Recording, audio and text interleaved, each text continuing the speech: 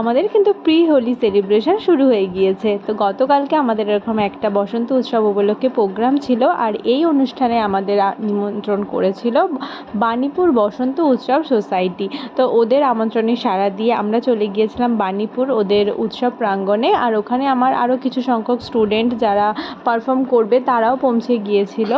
তো ওখানে গিয়ে প্রথমে দেখলাম যে এখানে এরকম গান হচ্ছে, আর ছোটো ছোটো বাচ্চারা আরও অনেক একাডেমি স্টুডেন্টরাও ছিল। তারপর আমার স্টুডেন্টদের ডান্স পারফরমেন্স হলো। আমরা ওখানে মোট 3টে পারফরমেন্স রেখেছিলাম। তারপর ওনারা একটু সবার কাছ থেকে, দর্শকদের মধ্যে যারা ছিল তাদের কাছ থেকে একটু ফিডব্যাক চাইছিল। তো আমার স্টুডেন্টের গার্ডিয়ানরাও এখানে নিজেদের মতামত প্রকাশ করলো। আর তারপর আমাকে একটু বক্তব্য রাখার জন্য ডেকেছিল কাকু। এই যে আমার পাশে দাঁড়িয়ে আছে উৎপল কাকু, উনি কিন্তু এই অনুষ্ঠানের উদ্যোক্তা। আর খুব সুন্দরভাবে এই অনুষ্ঠানটা ওরা প্রতি বছর ধরে পরিচালনা করে আসছে। আর জায়গাটা এত সুন্দর, একটা আম বাগানের মধ্যে গাছের ছাওয়ায়, দিনের বেলা কিন্তু দারুণ লাগে।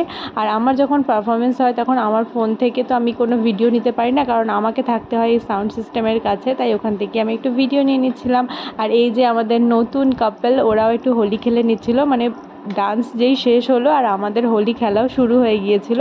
সমস্ত গার্ডিয়ানরা, স্টুডেন্টরা, আরও যারা এসেছে তারা সবাই মিলে প্রি হোলি সেলিব্রেশন করছিল। আর দারুণ দারুণ লাগছিল। মানে হোলির 2 দিন আগে থেকে আমরা রং খেলা শুরু করে দিয়েছি।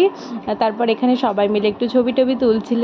তারপর ওদেরকে একটুখানি মিষ্টিমুখ করা হলো, আর এই মিষ্টিমুখের মাধ্যমেই অনুষ্ঠানের পরিসমাপ্তি হলো। তো ব্লগটা কেমন লাগলো তোমরা অবশ্যই জানিও। তোমাদের হোলির কি প্ল্যান আছে সেটাও জানিও। দেখা হচ্ছে নেক্সট ব্লগে। টাটা।